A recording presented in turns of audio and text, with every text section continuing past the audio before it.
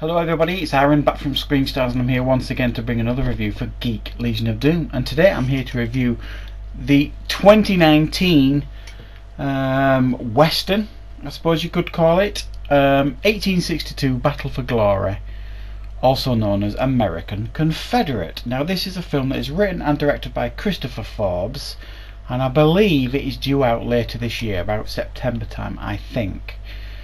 Now this is a film that follows a group of Confederate cavalry and a group of Union Federal cavalry from late 1862 to the end of the Civil War in 1865. And essentially this film focuses on both sides and the hardships that they face in this 3-year period during the the Civil War. Right. That's essentially what this story is about. Unfortunately, I'm not going to be very kind to this film because it was a real chore to watch, and I will be going into the reasons why shortly, but I want to get some of the positives out of the way first. Now, for me, any film that is put into production, filmed, released, and out there for anyone to watch is something to behold. I couldn't do it. I don't have the talent and the resources to do it, so I applaud them for that. There's probably some historical value somewhere in this film. Other than that, I've got to be honest, the compliments end with this film. This is extremely low budget film, I have to say, so I'm not going to try to be too harsh on it because of that, although IMDb does list this film as having a budget of 1.7 million. There's no way in hell this film had a budget of 1.7 million. Not a chance. More like 50,000 maybe. I don't know. I'm only speculating. And this film was such poor quality, it actually made it hard to watch at times. This film, and I do mean extremely hard to watch.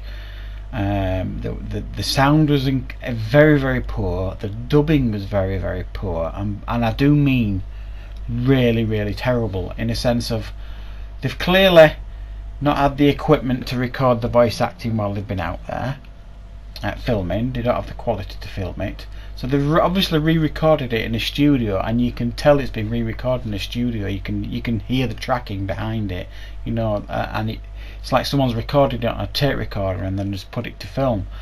It's really bad, and it takes you out of the movie every time it happens, and it happens throughout this film. It's literally every single scene where someone talks. The acting of them is amongst some of the poorest quality I've ever seen put to film at times. Quite literally everybody. I think there is. I think the only person of note in this is Parker Stevenson, who you probably know you're in trouble when you've got Parker Stevenson on the sleeve of your film. Name me 3 of the films that he's been in right now. I bet you can't. The camera work was very bad. I mean, extremely poor, in a sense of they were either extreme close-ups, and when they weren't extreme close-ups, the camera work so shoddy it actually made you feel nauseous a couple of times. Each scene kind of finishes with it turning to black, and then it just kind of shifts to the next scene.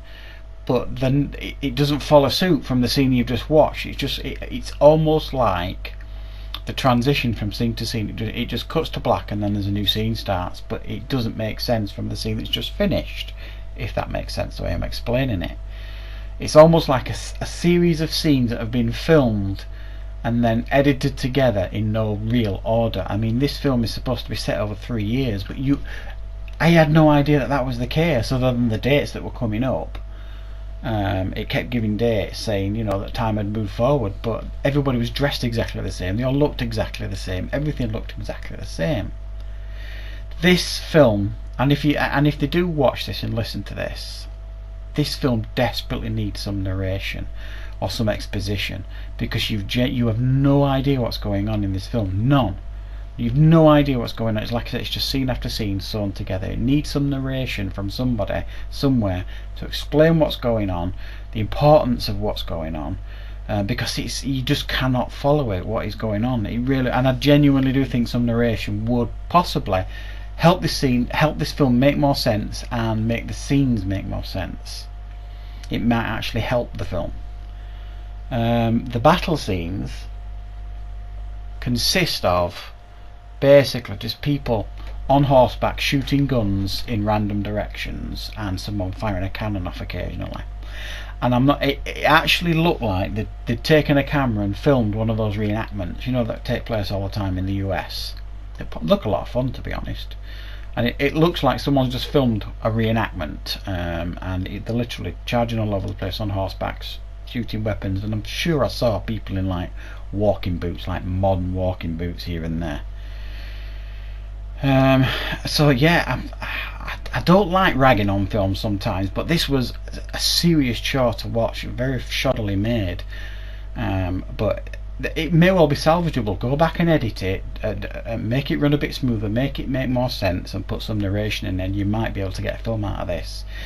In its current state, it's a 3 out of 10 for me, this film. Very, very difficult to watch. So yeah, I hope you found this review useful, everybody. Thanks very much for watching, and of course we'll see you next time for another review on Geek Legion of Doom.